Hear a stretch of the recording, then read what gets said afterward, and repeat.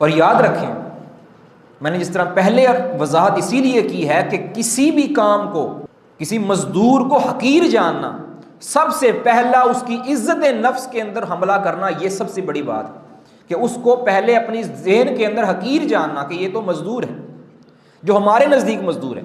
شریعت کی نظر میں تو ہر وہ بندہ مزدور ہے کہ جو اپنا عوض لیتا ہے اور فائدہ دیتا ہے۔ شریعت کی نظر میں وہ سارے مزدور ہیں۔ جو بھی عقد اجارہ کرتا ہے اور اس سے فائدہ دیتا ہے اور اپنی قیمت لے لیتا ہے، وہ مزدور ہے۔ لیکن جو ہمارے ہاں کنسیپٹ ہے مزدوری کا، اس کو حقیر جاننا، سب سے پہلا اس کے حق کو طلب کرنا یہ ہے۔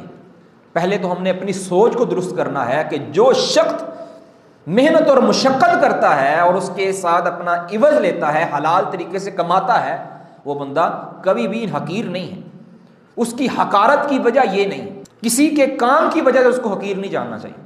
ہاں اگر وہ شخص اللہ کی نظر میں حقیر ہے، اللہ کی شریعت کے مطابق حقیر ہے، تو واقعتاً حقیر ہے۔ ان اکرمکم عند اللہ اتقاکم، اللہ کی یہاں عزت اور اکرام کا جو درجہ ہے وہ متعین ہوتا ہے تقوی کی بنیاد پر۔ ایک اجیر، ایک مزدور، پتھر توڑنے والا شخص اگر اللہ کے حقوق کو ادا کرتا ہے، اپنے مؤجر کی جو مزدوری ہے اس کو حلال کرتا ہے، صحیح معنوں کے اندر کام کرتا ہے، کائنات میں اس سے زیادہ افضل آدمی ہو نہیں سکتا۔